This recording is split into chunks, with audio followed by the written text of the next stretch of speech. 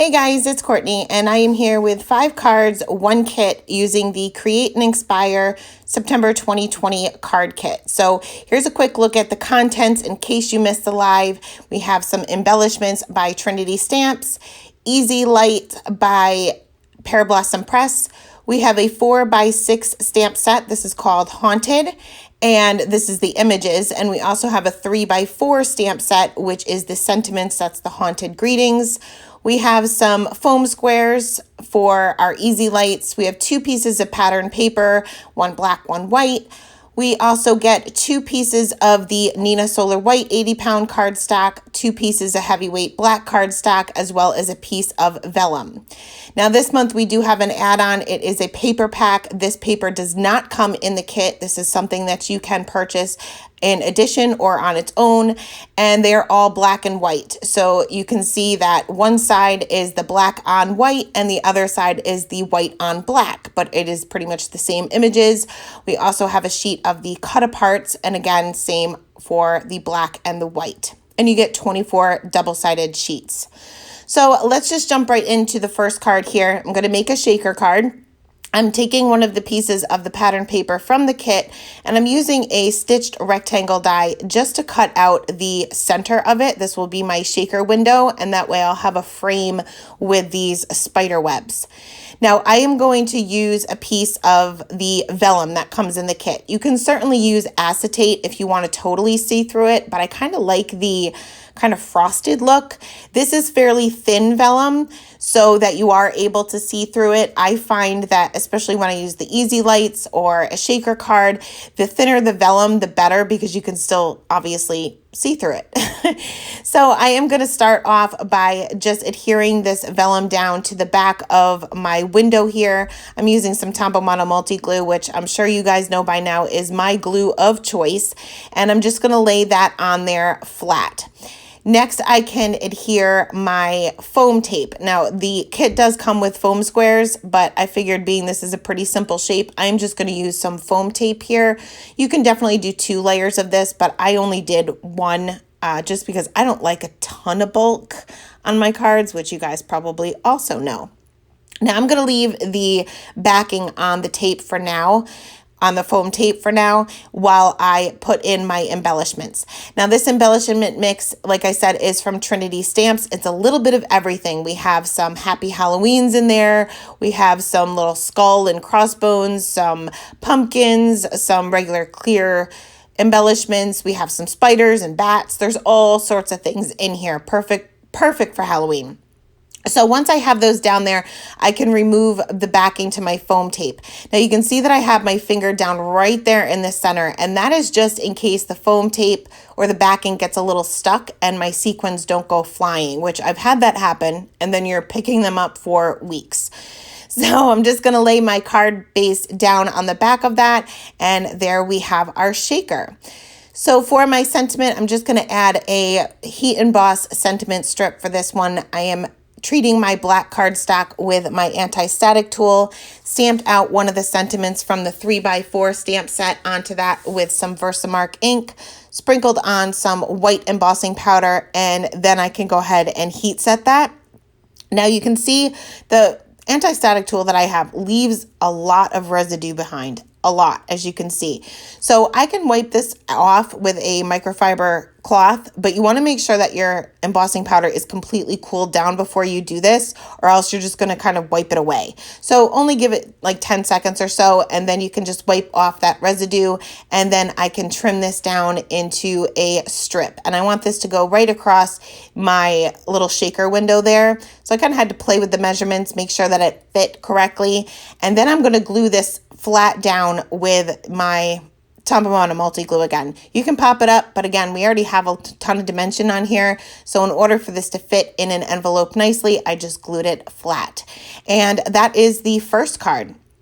Moving on to the second card, we're going to be using some of the images from the stamp set, and this is going to be a very clean and simple card. So I'm starting off with a piece of Nina Solar White 80-pound cardstock, and this is cut down to 4 1/4 by 5 1/2, although I will trim it down a little bit more later. But I'm kind of just playing with what images I want.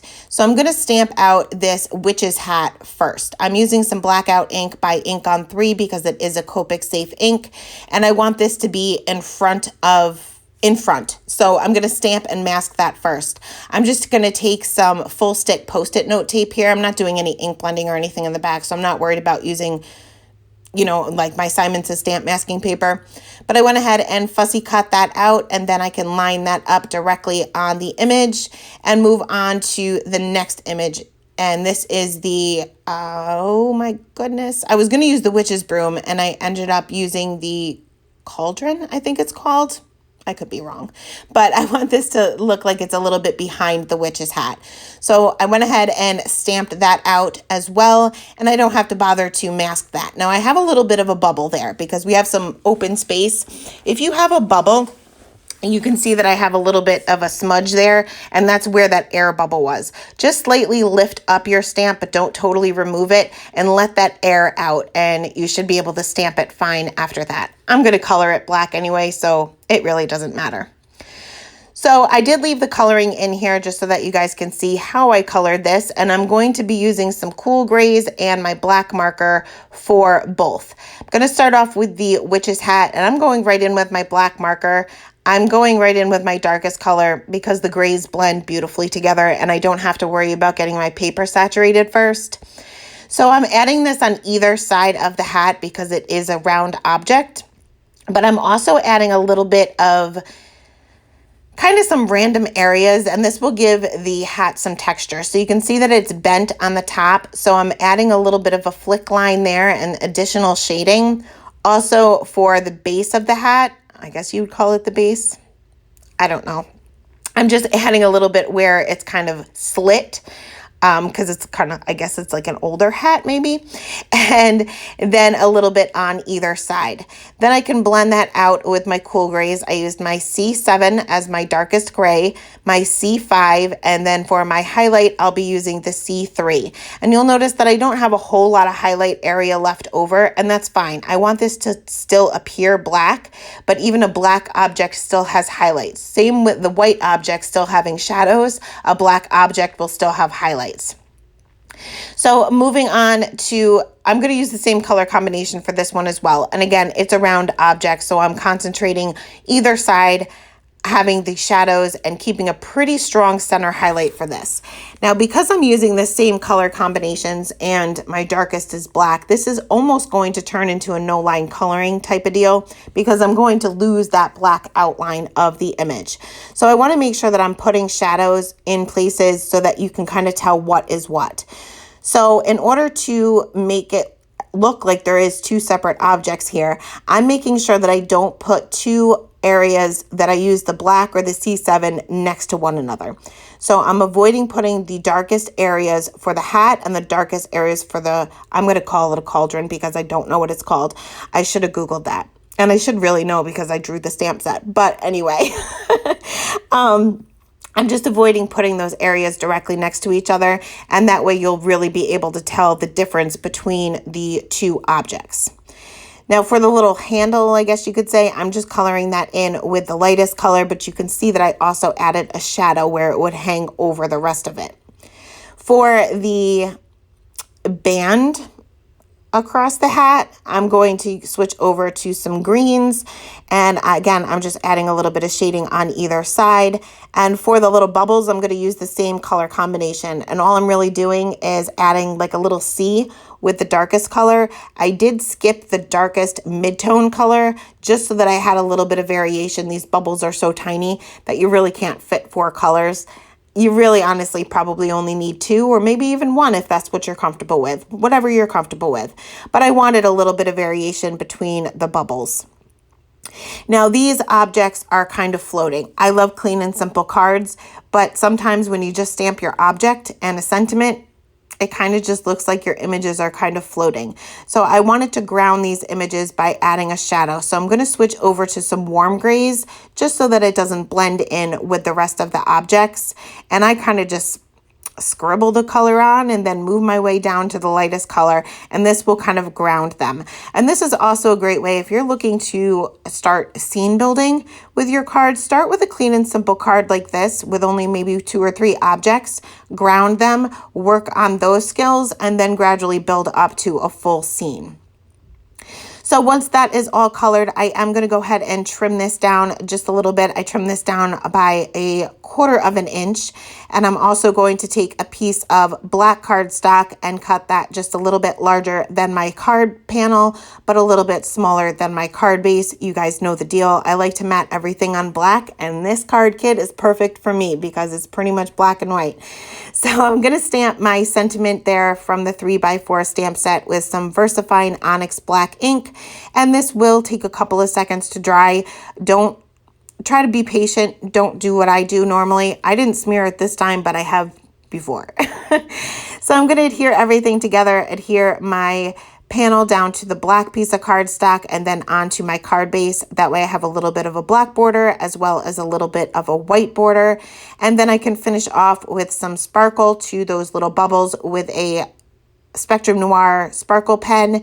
And I'm also going to use some Crystal Glaze by Nuvo, which is very similar to Glossy Accents. To me, it doesn't give as much dimension as Glossy Accents, but it kind of gives you the same effect. So that is it for card number 2. Card number 3, super simple. You can mass produce these things like crazy. I am going to use these cut aparts from the add-on paper pack that you can purchase. And I guess I wasn't thinking. I was cutting out the white one, but I really wanted to cut out the other side of it. So I have these for later. I can always use those for other cards, but I wanted to use this one with the spider webs so that I would be matching the pattern paper that actually comes in the kit. And this one is actually going to be somewhat similar to the shaker card, only it's not going to be a shaker. So I'm going to trim down my main panel, and I'm just taking a tiny bit off. And the only reason why I'm doing this is because I want to create a black border for it. Because like I said, I like to have everything pop. So I have a piece of black cardstock that is going to be a regular A2 size. So it's 4.5, no, it's not. It's 4.25 by 5.5. And my pattern paper here is just a smidge smaller. And all I was really going to do is pop this up, this cut apart here, right there in the center. And I'm using some of the foam squares from the kit, and then decided it was a little bit too easy. I mean, this is an easy card anyway, but it was a little too easy. So I ended up using that same stitched rectangle die that I had used for the shaker card. And again, lined that up right in the center and ran that through my Gemini. I did run it through twice because I have that black cardstock behind it. I knew I had to cut through 2 layers. This is the Simons Stamp stitched rectangle die, and I didn't have a problem. It cut right through. So next I can adhere this down to my card base. So again, I'm using my Tombow Mono Multi Glue. I love my wet glue because I can never line anything up correctly the first time. So now I can pop up my sentiment here right there in the center. And then I wanted to finish off with some of the spiders from the embellishment set, and I kind of just scattered those throughout. And a funny story about this, I packaged all of these embellishments, and as you guys know, there's a lot of static when it comes to these type of embellishments. And so they kind of ended up all over my house, everywhere, stuck to me, stuck to the cat, stuck everywhere. And I had gone into the kitchen and saw one of these on the floor, and I started spraying it with bug spray, thinking it was a real spider, and it wasn't moving. It was fake. But that's a good thing because I'm terrified of bugs. So I'm going to finish off with the Nuvo Crystal Glaze again, and I'm going to go directly over this cut apart. And this is just going to make it look more like an embellishment rather than just a piece of pattern paper. And you're just going to flood this similar to the way you would with a sugar cookie. You kind of outline it and then kind of flood the center. And I'm just using the little tip of the nozzle to spread it out if I have any air bubbles or anything like that. But that is it for card 3. Moving on to card 4, I am bringing out the Easy Lights. And this is going to be another clean and simple card, but it's going to have a little interactive element to it. I'm going to use the candlestick image, and I'm going to stamp this a total of 3 times. So I'm going to stamp it 1 time onto my card panel. Then I'm going to stamp it twice onto some that full stick Post-it note tape, and these will be my masks. You don't have to cut out the whole thing. You only really have to cut out the side that you're going to be masking. So you can see I got a little lazy there, and I only cut out the portions I actually needed to mask. And then I'm lining my image back up off to the right hand side a little bit, and I'm leaving a gap in the center because that will be where my third image is going to go. Again, stamp that out with some blackout ink, mask that out. Once again, only cut out the portion of the mask I needed to, and then I can line up the image in the center and stamp that again. And I don't have to mask that one. I don't have to have these masks perfect because I'm not going to do any ink blending. This is going to be pretty similar to the second card, except for the interactive element. It's just going to be pretty clean and simple. So once the images are stamped out, we're going to move on to the coloring. Coloring on this is super simple, and I'm not going to keep all of it in there, but I did keep some of it just so that you can see the color combinations that I used. For this first candlestick here, I'm going to use some E30 markers, and I'm going right in with my darkest color because the coloring is not really the star of the show for this particular card. It's the interactive element, so I'm not worried about my coloring being perfect. But once again, we are working with a round object, so we want to make sure that we're keeping a center highlight. So I'm adding a little bit of a shadow on either side of each one of these little sections, I guess you could call them, and also a shadow where one is hanging over the other. So where, I guess these would be made out of wood, so where one piece of wood is kind of adhered to another piece of wood, that would create a shadow, the one on top of it. So I'm going to color the center one the same exact way, but I am bringing out my E70 markers. For the first one, I ended up bringing in an E30, which is a little bit lighter than I expected to go, but I had too much of a highlight left over, so I wanted to bring in that fifth color. For this one, I'm only using the 4 colors, and this is a natural blending family. Well, the first one was too. So you shouldn't have an issue going in with your darkest color first anyway, so you don't necessarily have to get the paper nice and saturated. But I'm putting my shadows the same place as I did for the first one. And for the one off to the right, I used the same E30 markers that I used for the first candlestick. For the candles themselves, I'm going to use the same color combination as I did for card number 2 with the black and the C markers. Again, I'm going to go right in with that black marker, and I'm creating a shadow underneath each one of these little drips. And I'm also adding some shading on either side because, once again, this is a round object. I'm going to add a little bit of shading to the top of the drips, and then as the drips come down, they'll get a little bit lighter, and that way they'll stand out from the rest of the candle. I am not worried about coloring in the flame because that's going to be our light up part, so don't worry about coloring that in. So I went ahead and colored in the other 2 candles the same exact way as I did for the first one. And then we can create a shadow for this as well. Once again, I am going to kind of just blob on this color with the darkest color first and then kind of work my way down. Now these are separated from one another. They're not, straight across. So we're actually going to have 3 separate shadows to start with, and then as you move down, so I started with the C7, as I move down to the C3, they're going to kind of mesh together, and that's fine as long as they're grounded and they're not kind of just floating there.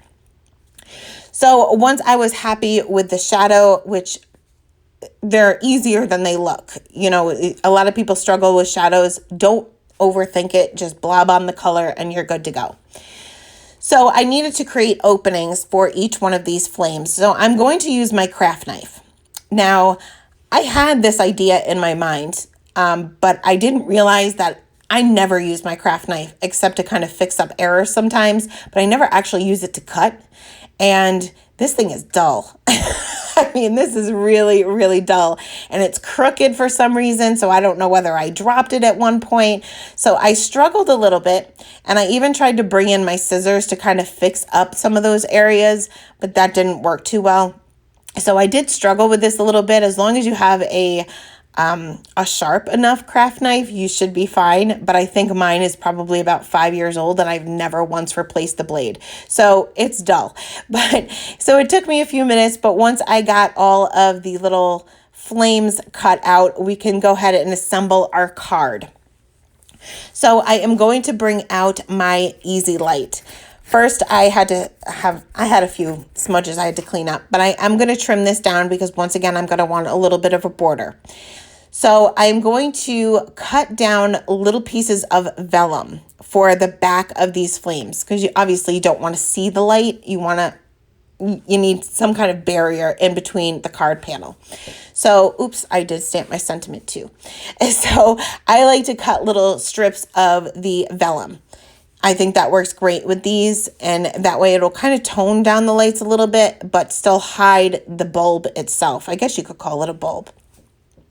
So these Easy Lights, if any of you have never used it, super easy to use. I am going to link Amanda's channel below from Pear Blossom Press. She's the absolute genius that came out with these, and she does a lot of interactive cards, but she often brings in the Easy Lights.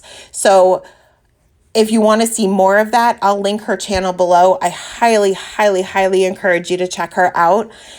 So I adhered my vellum to the back, and I just scribbled on some yellow Copic marker. I just grabbed one so that it would light up a little bit yellow.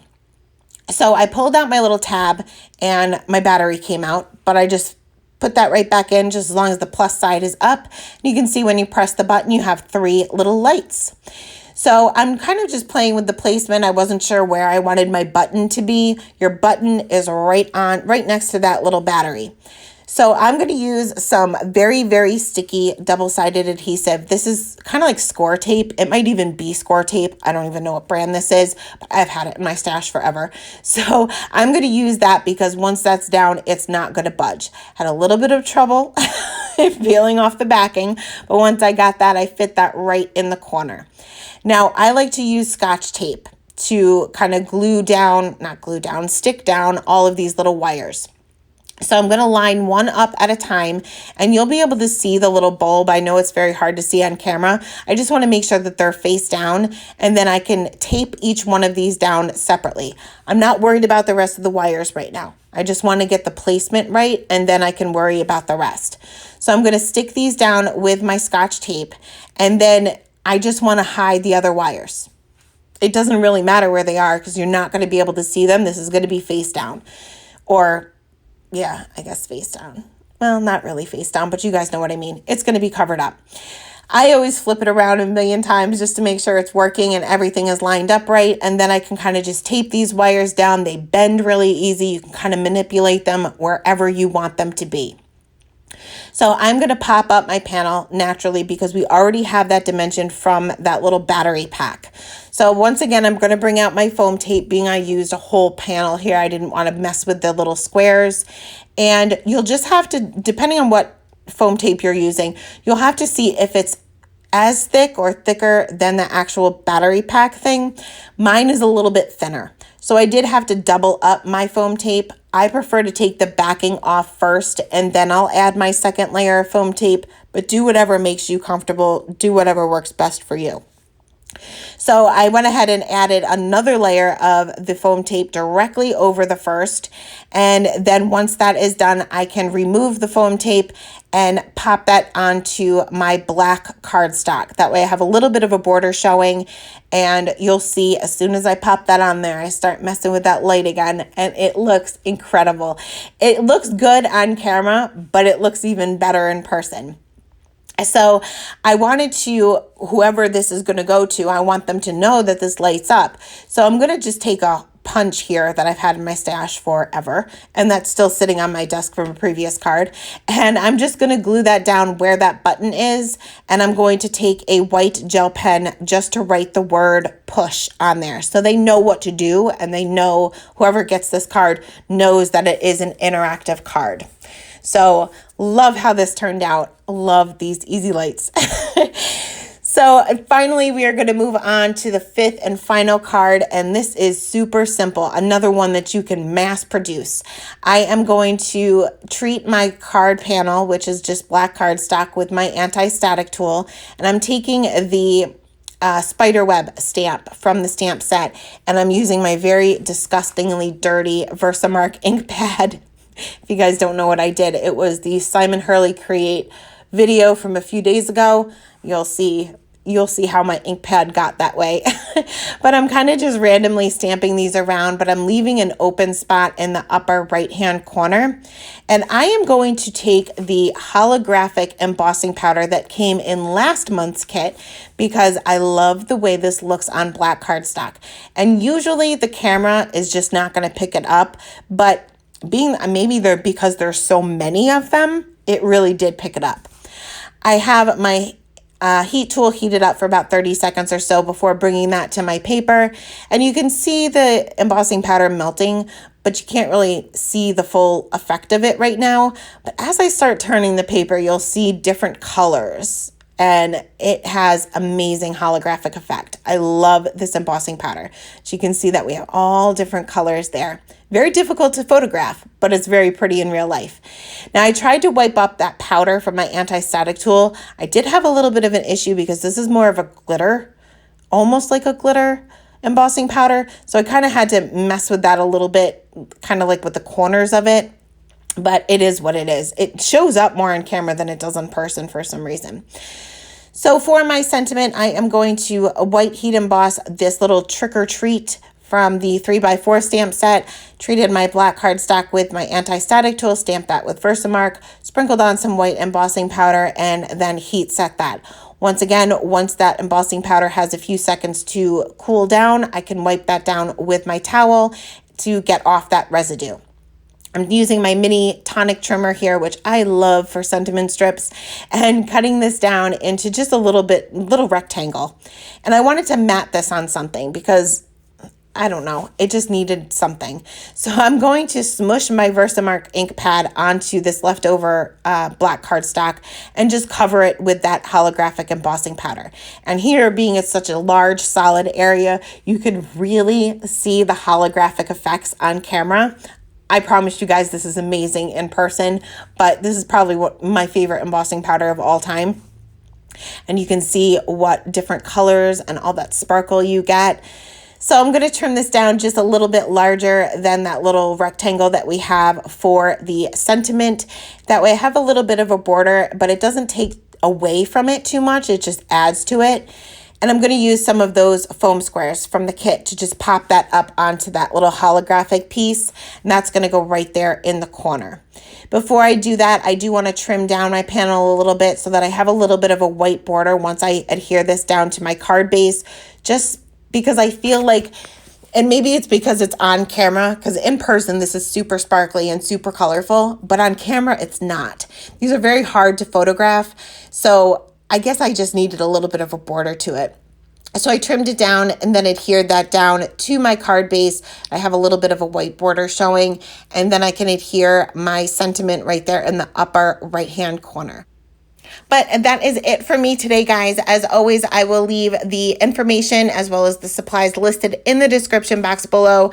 Don't forget, members of Create and Inspire do get a 10% discount on all kits, but they are available to anyone. So let me know if you guys have any questions. Have a great day. Bye.